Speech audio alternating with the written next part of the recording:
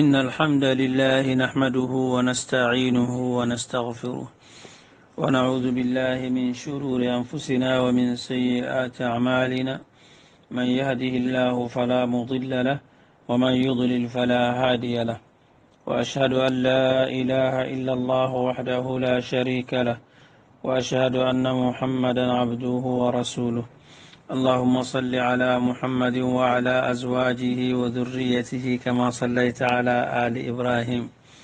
وبارك على محمد وعلى أزواجه وذريته كما باركت على آل إبراهيم إنك حميد مجيد.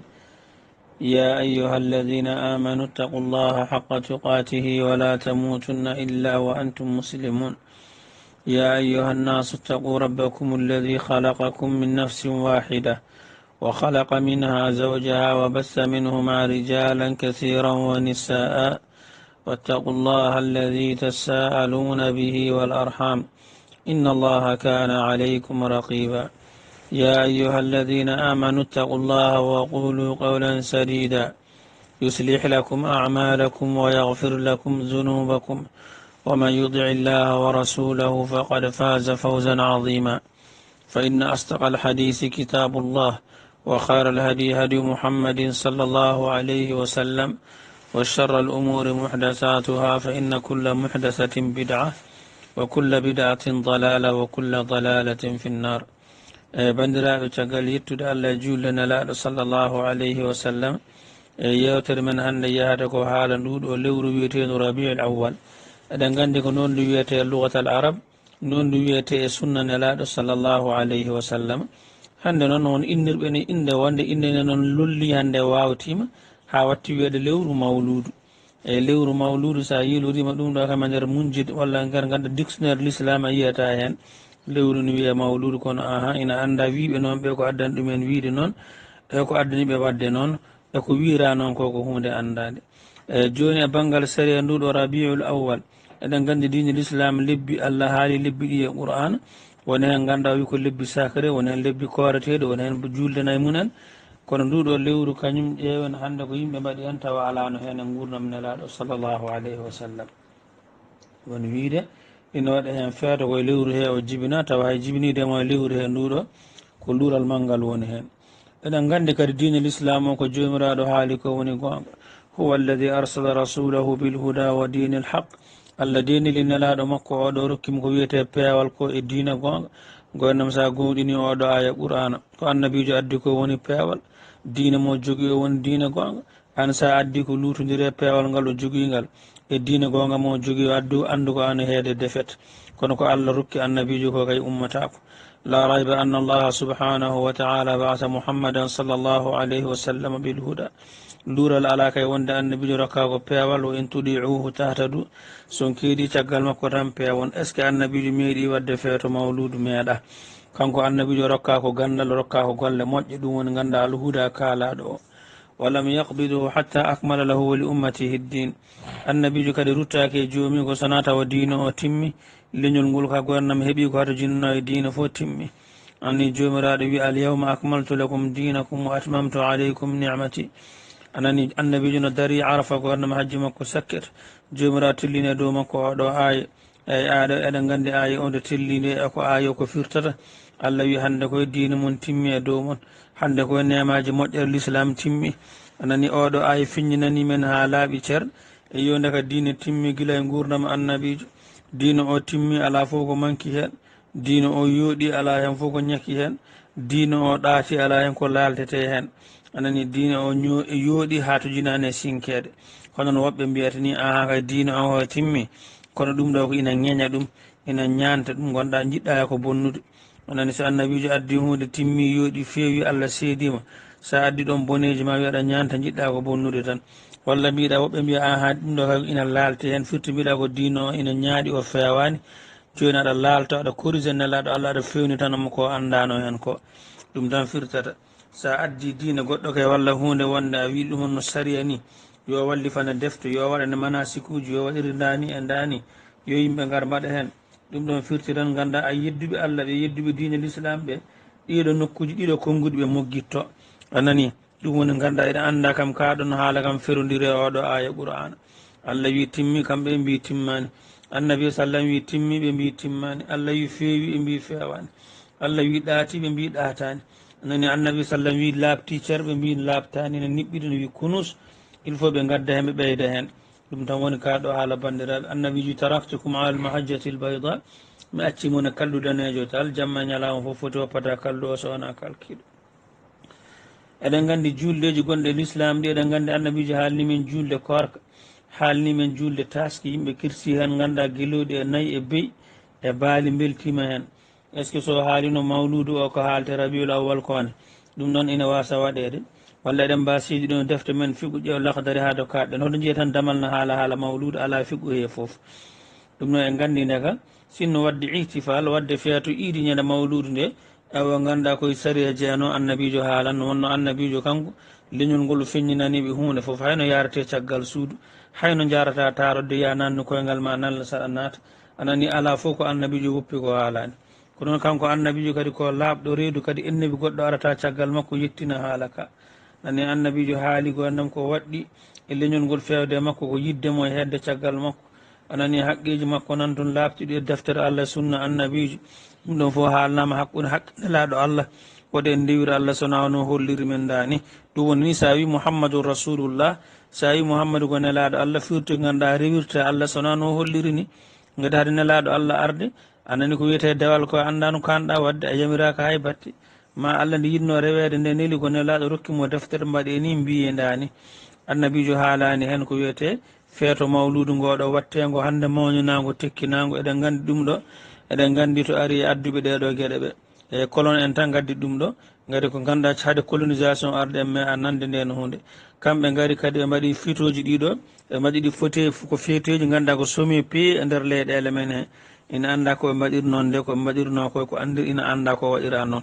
sona ɗum annabijo alayhi salatu wassalam gurdam makko foof o meeɗa wadde feeto mawlude, sahaba makko foof haaɓe timmi ujunnaji temedde hay goto o meeɗa wadde, ɓen ɓuuri andude haqqe makko, ɓen ɓuuri yiddemo. afatadunnu anna haulai kulluhum jahilu haqqahu aw qassaru fi, cikkuɗa wonde sahaba ɓeeɗo foof ɓe donki andude haqqe annabijo no hanno feetanede ñande jibinade walla ñande innetede,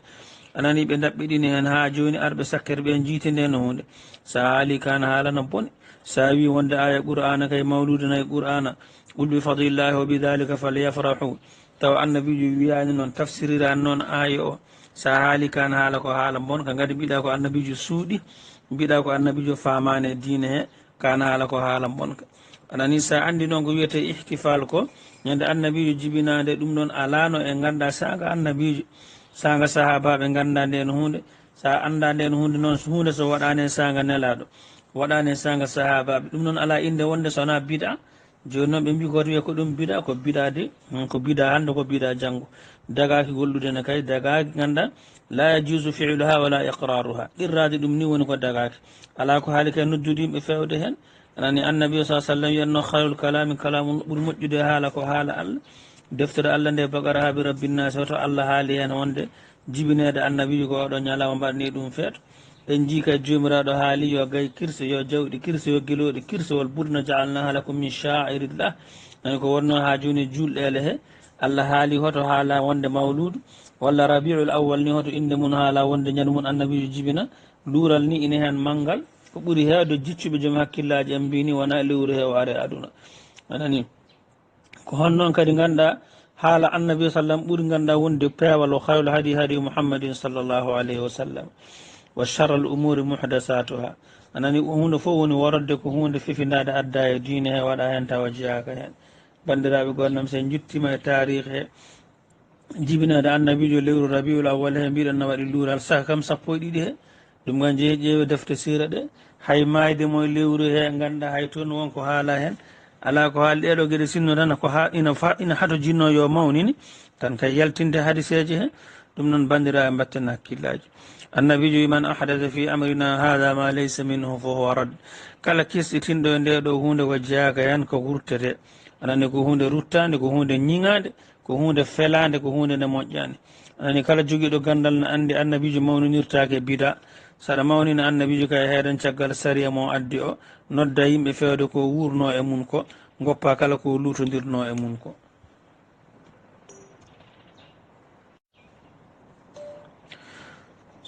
sen ƴeewe nder hadis sahih annabijo wi leñol makko fof natan aljanna sowona caliɗo ɓe mbi in ya rasulallah holo calata o nadde aljanna o wi kala ɗoftiɗo mi heedi caggalam natan aljanna kala lundiɗo kam noon lutti kam oɗon woni caliɗo o ɗum noon bandiraɓe wiyaɓe ne mbaɗa mawludu kadi ɓe dutto ɓe mbiya ɓe ƴewana ɗum daylaji sinno ɓe mbi tan ko mawludu aha ɓe jaaɓi ko bida haala mum hewata noon e ko bida tan oɗon mbaɗa bida kadi noon bida kadi no waɗi fecci pecci kewɗe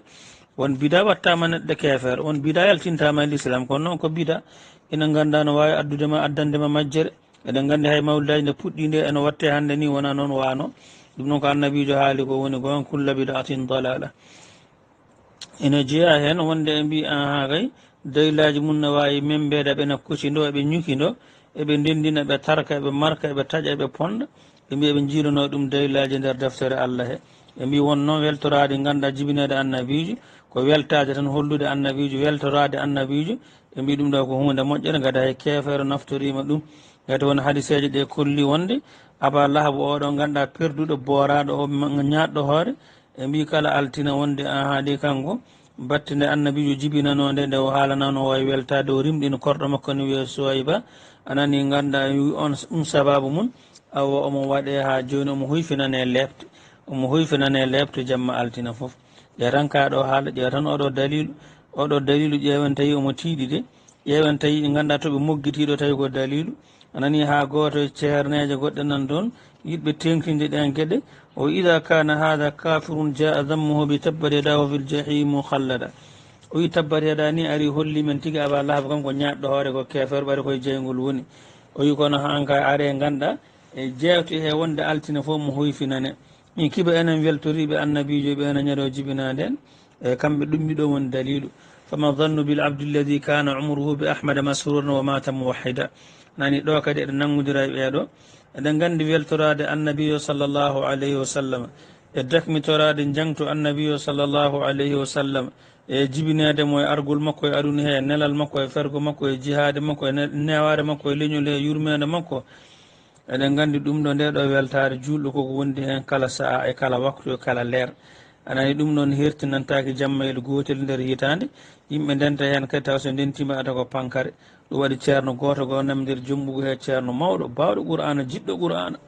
gonam kanko nde ɓe gaddi haala mawludu mbi yo waɗe nde de o wi min kam e rendinta rewɓe worɓe accu junggam accu mi soram o wi kanko watta nden hunde eɗen gandi seeremɓe men hewɓe jaɓani mawludu o anani hande noon ko wiyete wonti wami wonti ko dañal wonti ko ñamirgal ewa hankkadi yimɓe heeɓe ko ɗum nanni ɗumen hen kono gonnam joguinoɓe diine hanki ɓe fof jaɓani won noon hakkula ko wiyete bida ko anani won noon adda hen piɓle bonɗe ƴeew hande ɗeɗo gueɗe ko gaddi ko ɓe jima hen annabijo heeɓe ɓurtinamo gonnam e place makko ha goto yimoɓe heewi laytahu khassani bi ru'yati wajhin zala an kulli man ra'ahu l'ana o wi hanino taw annabijo hollino kam yeeso mum gadi kala jiinoɗo yeeso annabijo ngo kam lefte giwani ɗum tampere iwani ɗum eɗen mbi kaɗo haala ka sellani won yiiɓe annabijo ha heewi keferagal mumen iwani malkisu mumen uwani mayi naati jeygol ne kay hay abala hammo kalaten haala ɗo o anani kanko gonnam awa koye jeygol ko neɗɗo jeygol tigui ko noon allah wiya nder qur'ana sa yeddi ɗum tan jedduɗa ko qur'ana ani janggo tan tabbat woni firti ko perdi sooyi oɗo abala fawade gañgu makko e annabiyo sallllahu alayhi wa sallam joni noon wiyede kanko aba lahabi o mo huyfinane lebte ko ɗo ko subha mawɗo gonnam subha yatanka ɗo haala ardi koye koyɗol andi ɓeɗo kam soɓe keeɓi koyɗol soɓe keeɓi gabbel jaren tan ɓeɗo ko ma hen immeuble ani ngolɗo koyɗol mbaɗata gaɓole ɓe mbiya mbatta dagna mawludu o anani koyɗol ngolɗo hay ɗum koyɗol ngolɗo ko kefere nde saga nde hoyɗi nde hay so natoyi l'islam hay koyɗuɗo o ni luural na hen taw inde nde so waɗe identifié taw no fewi nani wonde ɓe jii wonde aba lahab yiyama e koyɗol goto e koreji makko wi no yirimo ni no boni sanne omo lebte bonɗe kono noon jamma altina foof mo hoyfinani hakkude men Allah ɗo ko dalilu ɗo no ñumɗi de ɗo kayino furɗi de anani ko ɗo eɗen gandi sere l'islam jaɓata ko wiyete koyɗol ko sa anani sona koyɗol annabi Allah wonno koyɗi annabaɓe ɗum woni wahyu ko wona ennimi fof koyɗol ma no hata jini e firtede e waɗede tabir e on ceede ga e forlede ga e waɗede ga dani ene anda kadi koyɗol ngol kadi hay so wiyama ni ganduɗa koyɗol ngol o kadi hay haala ka kadi sa ƴeewi ko mbiyata ko hadis ko mursal yani ko hunde mursal la yuhtaju bihi dalilu foof ala ɗo tawi ko ɗo e moggitino ɗo kay saami anani so ɗum ɓenni eɗen jangge nder qur'ana kefeero mayɗo e keferagal hono aba lahab eɗen gandi on kay gollal makko moƴƴala e hunde nafatama allah wi wa qadimna ila ma amilu min amal ɗum woni ko woni gonga allah wi kefeero kala gollal moƴƴal jogino fof min beddima ladde min ƴarima min watti ɗum colla yeehi anani fa jaalnahu haba an mansura anani kanko annabijo alayhi salatu wassalam yummen aicha meeɗi namnademo kefeero goto no wonno to makka ɗo ko kaara sida ko gorko moƴƴo addanno jawdi mum hirsana aroɓe hijjore ɓe hitano fof hirsa ujunere ngeloba o rokka hijjiyankoɓe ujunere wonno kamɓe fof e majjude diine o hijjore nde kam ne heddino ɗon hay soɓe mbaɗi modifié ɓe bonni hen gueɗe kewɗe wonno soɓe gari no mbiyatano labbayka la shay mbiya ko labbayka illa sharikan la sharika laka illa sharikan hawlaka ɓe mbiya allah kay ala mo ndenduɗa kay dewal sona ɓeɗo wonɓe séréma ɗo woni sanameji ɗi anani joni no yummen aicha ɓe kaaliñan abdoullah ibne judan o oɗo moƴƴere waɗannode anani o holtina ganduɗa arɓe hijjuɗeɓe o rokka ɓe ñamde i omo heeɓa hen baraji ne ɗum no nafamo ne annabijo wi la ɗum nafatama hay batte wonno ko kefeero anani kefeero ala golle moƴƴe mum fof perdi wa qadimna ila ma amilu min amalin fa jaalnahu haba an mansura ndeke e gandi ngolɗo koyɗol kay tawi ko ɗo ɓe moggitino yoɓe ƴeew banggue goɗɗo ɗo kadi saami ɗo ruufi awa ɗo kadi ganduɗa dirti ɗo kadi ganduɗa iwi ha gasi anani eɗen gandi kadi weltare aba lahab nde ko weltare ko wiyete weltare tabi'i o weltoraki wonde nelaɗo ari walla ganduɗa ennebi jibinama o welti tan ko frére makko nattino debbo mum ko reedu jibini addi ɓinguel gorel anani ɗum woni ko weltorino ko bandiraɓe so ɗum ɓenni dalilu mabɓe ɗimmo nan toon kadi ɓe mbi aha kay nelaɗo sallllahu alayhi wa sallam hoore mum no mawni nanno nana mawni nanno ñalama o jibina o gati omo hooranno hen pour yettude allah yo are hadis abi qatada wonde annabi sallam meeɗi namnide su'ila an sawmi yawmil isnain holko hordata ñalawma altino o wi fihi wulittu wa fihi unzila ala fihi hen o wi ko hen jibinami ko hen qur'ana jippinayi am hadis mo sahih muslim eyo mbi ɗum ɗone no wawi wadde gaaɓole kañum wona dayilu ko mbaɗata feeto ko e mbi fof ko gotum tan ko mbaadi jiɗi tan certi seeɗa kono kay asili kay dañama hen ɓayre annabijo wi ina hoora altini ko ñande mum o jibina annabi o sallllahu alayhi wa sallam ɓe mbi ɓayri kanko o hoori kamɓene soɓe korani soɓe ñaami walla ɓe ñammini walla ɓe ndenti e wadde zicre e salatu alannabi e haalde ɓuuri annabijo ganda e chama'ilu mum ɓe mbi fof ko gotum eyo oɗo subha kadi ƴeewen ɗo kadi oɗo ina ɓuuri loode hay gadano hen eyyi tawi noon mbiɗen wadde mawludu ko yettude allah batte annabijo jibinama hakkille kay ne nangga nden hunde anani kono noon hakkille kay walla ko egga ina hani mbaɗen jettiren allah no annabijo yettiri allah ni annabijo kañum yettiri allah batte ko anko arde ñalawma altina he anani annabijo yettiri allah ko hoorde holle batte enen korata noon horirnodani koren tan ñan ñam mawludu o foof ɓinen fof dawren korka o ida suilna qulna innahu wulida fihi i hol batte en koori hande ko hande annabijo jibina nden luural ala hen pusere ala hen colla ala hen so mbiyeɗen koore ñande annabijo jibina altine nde daw baraji daw moƴƴere gayra anna arbabal mawadi la yasumun ko ɓuuri hawnade noon oɗo e mawludaji ɓe kamɓe wona korka ɗum woƴaniɓe ani ɓe korata no annabijo horirdani wonno koko addi ɓe korata le anna siyama fi muqawamatan linnafsi wonno korka woni hen ko habtade fittandu mum eyi wonno korka dewe allah ɗe fof ko hadde fittandu ko yiiɗi ko anani ɗum woni hadde fittandu hoko fittandu yiiɗi ñamde e yarde e amde ɗum woni din islam ari ko haaɗi men ko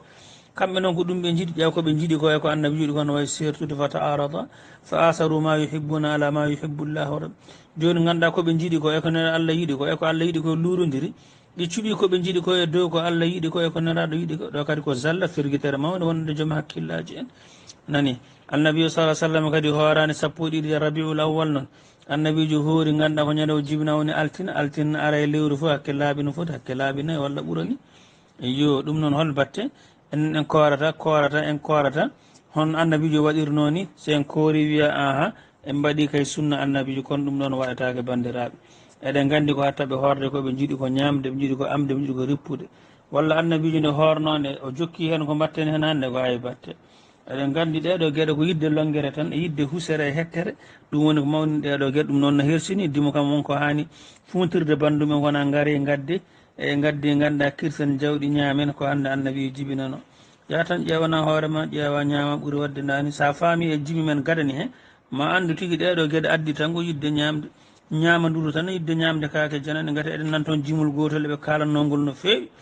ɓaydi naggal ngal warama mbardi ha ko kay dañama ngaari hirsa cundi yarwa jalla bari zi jalali ɗeɗo gueɗe foof ina haalatina toon no feewi ɗum ɗo kadi eɗen gandi ɗeɗo gueɗe ko ni tan ko yidde ñamde tan ko ɗum addi ɗum annabi no yinno ko habde wonki mum e hadde hoore mum ñamde yarde ɓe cuuɓi koɓe jiiɗi ko e dow ko annabijo yiiɗi ko yo allah rokkumen hakkillaji moƴƴi wa yaquluna aidan ina jeeya koɓe dallinorto kadi ɓe mbiya aha mawludu kay amrun yastahsinuhu l ulama anduɓe heewɓe mbina moƴƴi baasi fof ala hen seede mum dendagal leyɗele julɓe ɗe ina mbaɗa feeto mum ɓe mbi qa'ida goɗɗo no woodi nanga koye haala ibnu mas'ud kala ko julɓe jina moƴƴi hunde nde ina moƴƴi anani kala ko julɓe ndenni noon mbi moƴƴani moƴƴani ya tan kaɗo haala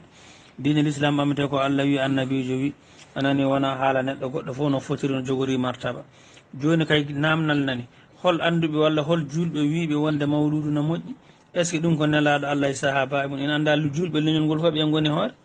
ina anda sahabaɓe annabi sallam qad an kamɓe meeɗa wadde mawludu ɓe ganda nden hunde qad an la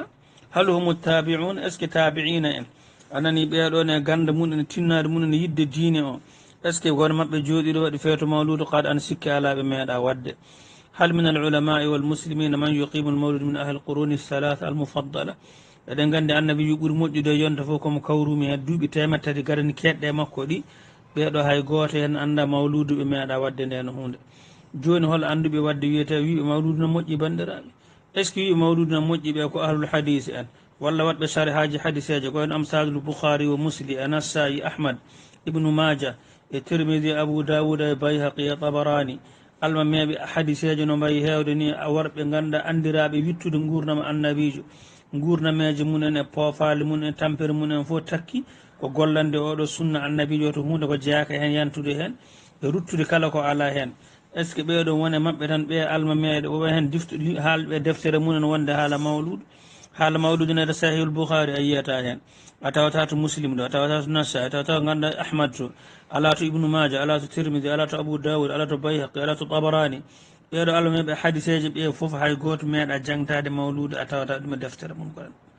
eyyo ɓeɗo goni anduɓe suyama anduɓe leñol ngol ko ɓeɗo ɓe goni alma meɓe kala jangguɗo koye defte ɓeɗo hoofi janggue anani ko noon tawi mbiɗa anduɓe mbiya anduɓe leñol ngol wonde hol anduɓe wiɓe mawludu no dagui est ce que ko alma meɓe fiɓuɓe ganduɗa fiɓu kay jaaɓe ha tirde ko ɗon haaɗi guila nde ɓe ɓenni garɗo fof wonta ko almudo mabɓe allah heeɗa caggal mabɓe koyno abou hanifa walla malik e shafii e ahmad ibnu hasbe en auzai en sawri en e ko wona ɓeɗo wiyetaɓe fuqaha ul umma sikki ala ɓeɗo fof kalani mawludu ala mo waɗɗa malik eɗen joguiɗo e jimu dawwana en jii defte almami malik e almu e makko hoore e fof ɓe kalani haala mawludu koranno kono noon kadi abou hanifa meeɗa haalde haala mum shafii ala e deftere makko ahmad haalani ibnu hasme en auzai en sawri en ɓeɗo fof anduɓe ganduɗa leñol ngol ɓeɗo fof hay goto hen haalani mawludu yani no moƴƴi anani ɓe jiitani ɗum ne kay ko mbiyaton ɗo ko wonde onon jiiti ɗum hande est ce que mbiɗen mbiya anduɓe anduɓe kay mbiya mawludu no moƴƴi hol anduɓe wi ko anduɓe andiga anduɓe hadiseje kam kalani eyyi joni jeeyanto anduɓe fiqhu ɓen kadi ganda kalani duttoɗen anduɓe tafsiru ɓe hene ko wayno ibnu kathir en ibnu jarir en bagawi en qurɗubi en ibnul arabi en sikki fof ala ɓeɗo hay goto mabɓe waɗani anani ɓe ngala defte mabɓe ɗe a yiyata hen mawludu konngol mum ala toon ni ala e mudawwana ala e khalil ala e risala ala hay deftere wotere tan ɗum no pamirten ni ɗum woni ganduɗa ndeka sa faami ɗum ɗon ndeka andan mawludu ko ɗum biɗa tan ala fof to woni ala fof ganduɗa to haala mum haala ala fof to nassa anani joni noon mawludu hol dagnuɓe ɗum eɗen gandi hunde fof so ari leñol ene anda to iwri yo hol dagnuɓe mawludu tan ɗeɗo bon ɗiɗo bono hen fuɗɗi qaratul qaramita en fuɗɗi mawludu ko qaramita hay sanani inde nde tan a tawan nde fewani qaramita en fatimiyina en rafida en ɗeɗo dente golle puyɗeje ko ɗeɗo puɗɗi mawludu hankadi ɓeɗo hankadi laabi suufiyankoji ɗi ndewi hen kañum en hankadi mawni ɗum ha mawni ha nawɗa dow sanusiya en rifaiya en chazaliya en nakshabandiya en eko wona ɗiɗo e gondaɗi ɗo ɗi foof ko ni tan anani ɓeɗo gandi ko ɓe gaddi mawludu hal hum awawum mugarrarum bihim ɓeɗo yimɓeje hankadi ɓalɓal ka rewe mabɓe ɓe mawnin ɗeɗo gueɗe tan hankadi noddoɓe bidaji noddoɓe gueɗe kessinaji allahumma nam ndeka sikki ala ndeka mawludu wiyete tan ko bida ala inde wonde ɗum noon ina welma ko bida ina mettuma ko bida annabijo noon wi bida fof ko majjere fani jomum ko jeygol eyyi bandiraɓe eɗen ñaagui allah kala ko kalɗen hen hawre sawabu yo allah rokkumen baraji mum tawi kadi wonko woni hen ha joni puujoje trompe eɗen ñaagui jomirawo subhanahu wa taala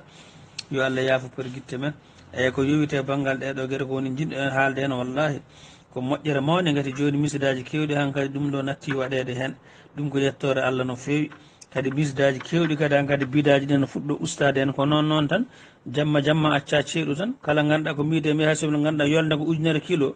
fuɗɗorte tan ko lawol taɓande wotere eyyi waɗino sa ɗeɗo gueɗe sankitinoma no fewi kono Allah addi gonnam anduɓe leñol ngol hande nan daadi ha tiiɗi ɗeɗo gueɗe ma huyte ha gasa anani wedde ladde jeeyaka hen kala ko jeeyaka hen yo taggue nawete to ittano to ay ko gadduɗen hande eɗen mbaɗe misidaji men jeeyaka hen taggue en foof anani sukaɓeɓe soɓe keeɓi hakkillaji ɓe goni rimɓe anani en jotta ko ɗo eɗen punte ha joni nde e ɓaydi naggal ngal warama mbardi ha ko koye dañama condi hirsa walla gaari hirsa condi yarwa jalla bari zu jalali eɗen ñaagui Allah yo Allah faamo rabbana zalamna anfusana wa in lam taghfir lana wa tarhamna lanakunanna min alkhasirin subhana rabbika rabbil izzati amma yasifuna wa salamun ala al mursalin walhamdulillahi rabbil alamin